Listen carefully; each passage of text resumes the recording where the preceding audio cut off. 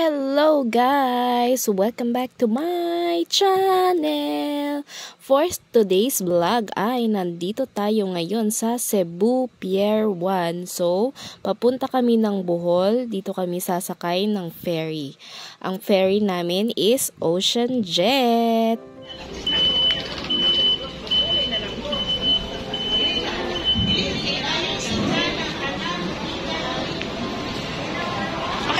Mag-video. Okay, mababayad ng terminal fee doon, guys. So, ang terminal fee is 25 pesos per person. Female. Check-in tayo. Bali, guys, pinakita ko lang yung ticket na printed ko para makakuha kami ng boarding pass tsaka ID pala. So, yung bag na dala ko, kahit gano'ng kaliit siya, basta degulong, kailangan mo siyang i-check-in. And then, may bayad siyang 50 pesos. Ayan, guys. 8-8 kami. Ayan, daan. Ikot lang natin.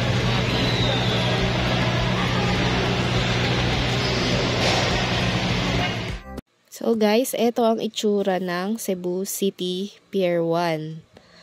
Bali, ayan, maraming mga tao, maraming kainan din dito. Meron ding tindahan ng mga souvenir. So bali dyan, napaaga kami ng punta. 8 AM pa yung namin, alis.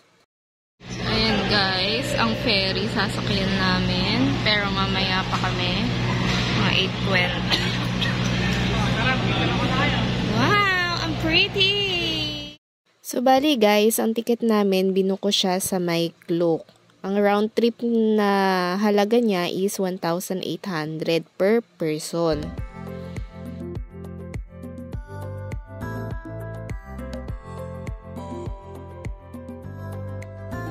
Ayan, nandito na kami guys. Nandito na yung aming ferry. So, ready na kaming pumasok sa loob ng ferry. Tara! Ayan guys, pasakay na kami ng ferry. Oh my gosh. I'm nervous. Oh no! In case you don't know guys, it's my first time na sasakay sa ferry. So, hindi ko alam kung nakakahilo or kung ano man ang mararamdaman ko pag umandar na yung ferry. So, ito ang itsura ng Ocean Jet Ferry.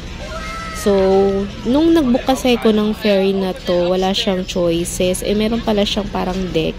Yung makikita mo yung labas. So, if ever, sana gusto ko doon ako mapunta next time. Nasasakay ako sa ferry.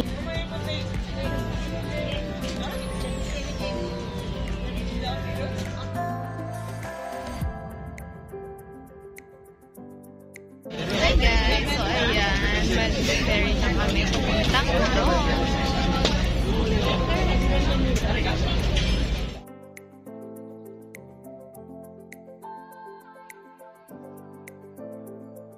So, kung ito ang mapipili nyong ferry guys, papuntang Bohol, mag-ready kayo ng medyo makapal na jacket kasi sobrang lamig dito sa loob guys. Oh no!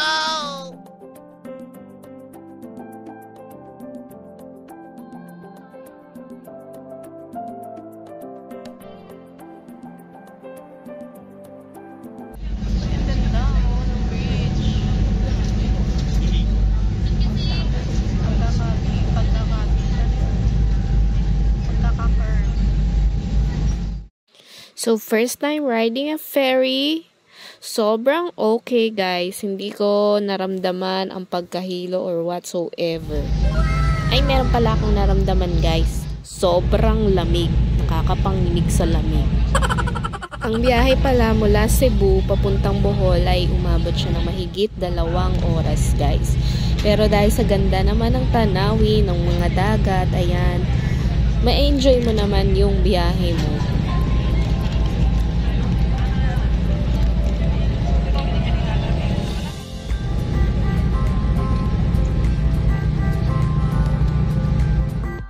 So, ayan, nakatayo na ako dyan. Hindi na ako makapaghintay lumabas. Kasi kung nakita nyo yung bintana kanina, nagmo-moist na siya. Ibig sabihin, ganun siya kalamig. Kaya gusto ko na talagang makalabas.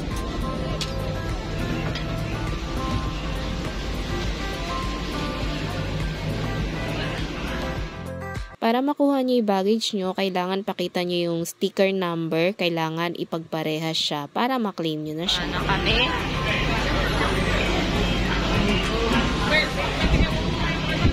Ito, pwede tayong picture dito. Gusto nyo ba?